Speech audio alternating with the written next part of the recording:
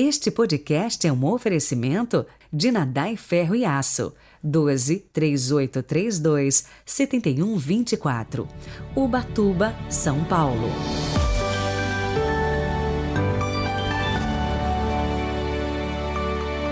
Liturgia em Festa, Transfiguração do Senhor, 6 de agosto de 2022. Que este sábado seja abençoado para você. Rezemos. Pelo sinal da Santa Cruz, livrai-nos Deus, nosso Senhor, dos nossos inimigos. Ó Deus, que na gloriosa transfiguração de vosso Filho, confirmastes os mistérios da fé pelo testemunho de Moisés e Elias, e manifestastes de modo admirável a nossa glória de filhos adotivos. Concedei aos vossos servos e servas ouvir a voz do vosso Filho amado e compartilhar da sua herança. Amém.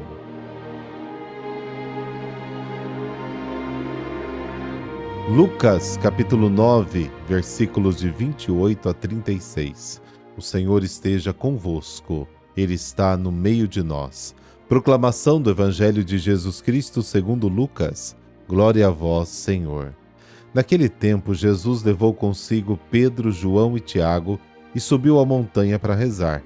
Enquanto rezava, seu rosto mudou de aparência e sua roupa ficou muito branca e brilhante. Eis que 2 homens estavam conversando com Jesus. Eram Moisés e Elias. Eles apareceram revestidos de glória e conversavam sobre a morte que Jesus iria sofrer em Jerusalém. Pedro, os companheiros, estavam com muito sono. Ao despertarem, viram a glória de Jesus e os 2 homens que estavam com ele. E quando estes homens se iam afastando, Pedro disse a Jesus: Mestre, é bom estarmos aqui.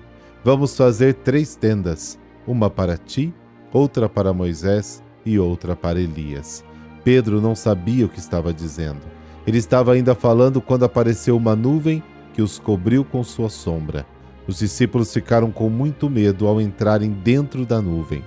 Da nuvem, porém, saiu uma voz que dizia: Este é o meu filho, o escolhido, escutai o que ele diz. Enquanto a voz ressoava, Jesus encontrou-se sozinho. Os discípulos ficaram calados e naqueles dias não contaram a ninguém nada do que tinham visto. Palavra da salvação. Glória a vós, Senhor.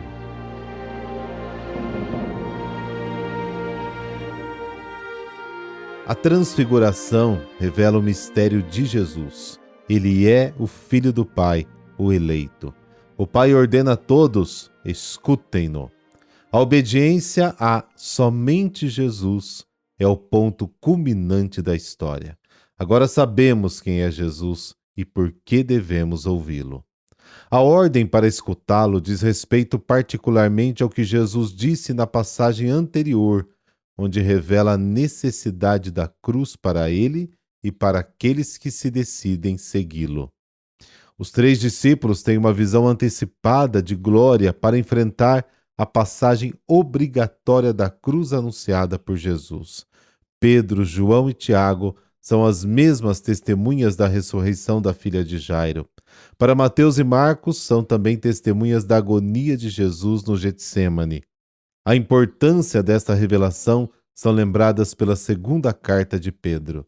Não vos demos a conhecer o poder e a vinda de nosso Senhor Jesus Cristo, mas porque somos testemunhas oculares da sua grandeza.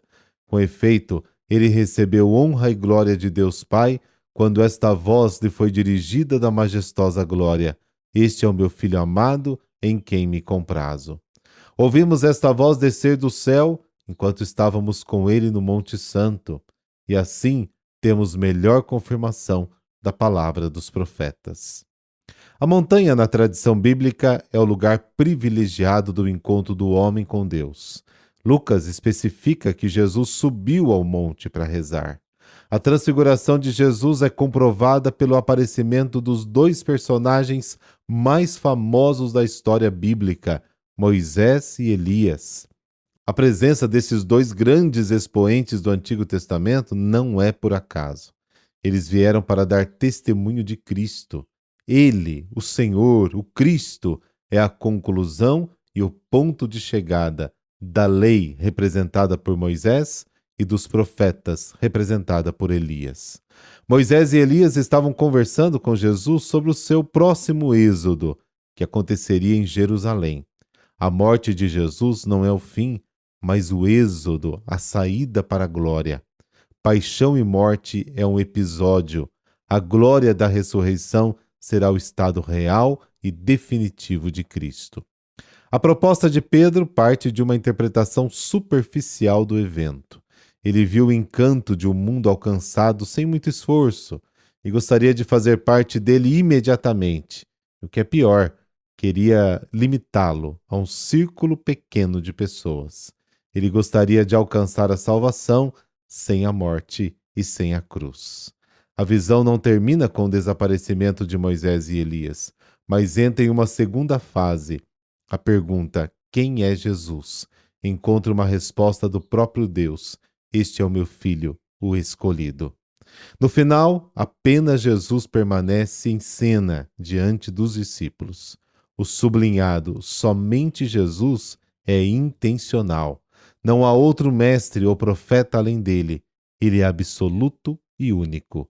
A transfiguração é uma antecipação e explicação do anúncio da ressurreição de que falava o evangelista no final da profecia da paixão.